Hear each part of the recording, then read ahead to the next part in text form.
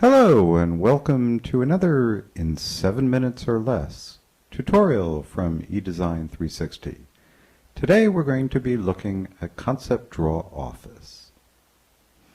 In particular, we're going to look within the suite at the relationship between a mind map and a project and material resources in the case of technology planning.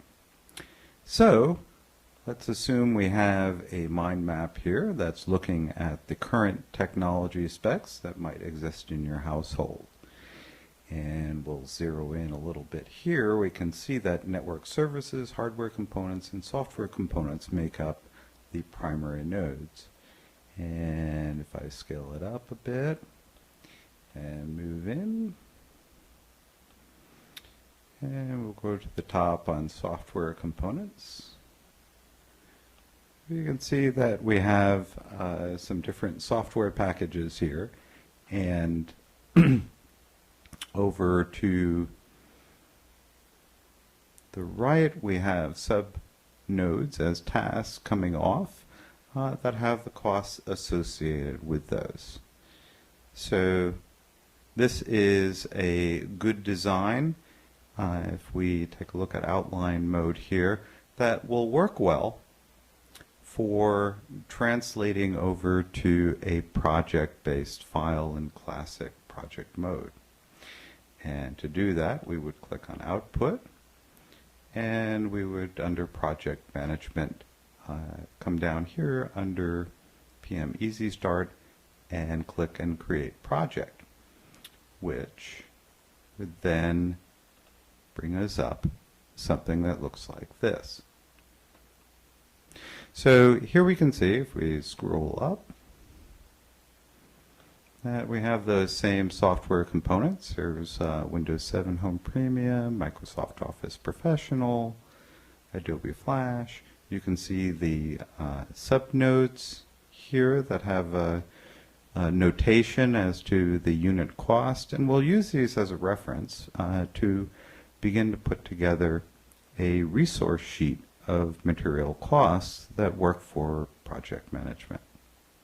First, we'll come up and right-click on column customization here and just show name, duration.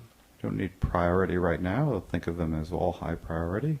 Start and finish dates, which still have to be defined, complete, cost, and resources. Okay. So we can see that we have a leaner set of columns here. Our Gantt project lines, our durations, haven't been defined yet because we have to define a start and finish. But right now we're interested in the beginning to build our resource sheet.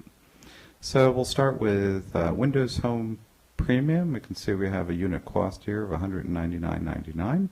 So we'll come over to the resource sheet view, add a new resource, and we'll call that Microsoft Windows 7 Home Premium.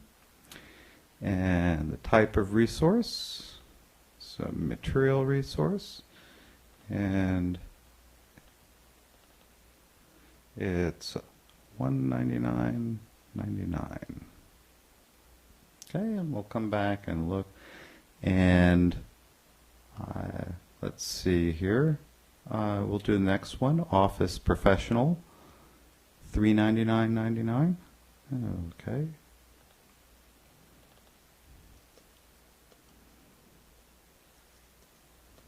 Office 2010 Pro, and it's a material resource, $399.99. Okay, we'll come back here and we'll look at our task. So if we click over here at this unit cost, and down here on resource assignment, we can see that we have our Windows 7 home. We'll assign it that, 1 unit. And you can see that it automatically began to tabulate here in our project sidebar. So we only have 1 unit, but because we're defining a resource sheet, if we had done 20 units, you can see it automatically calculates and adds there. So this becomes very important when planning large projects, but we'll just do 1 here, and we'll come down to the office, and we'll select office 1. Okay, and let's see, we still didn't correct that, I guess. We need 1 there. Okay. So there we can see we have $399.99, $199.99, and it's totaling up to $599.98 so far. So that's a quick look at the process of adding technology material resource costs to a technology deployment plan, where we started in a modern approach in ConceptDraw Office with a mind map to do all of our planning and notations, and then moved over to project, where we finalized the traditional process of defining resource costs. This has been a 7 minutes or less screencast tutorial from eDesign 360.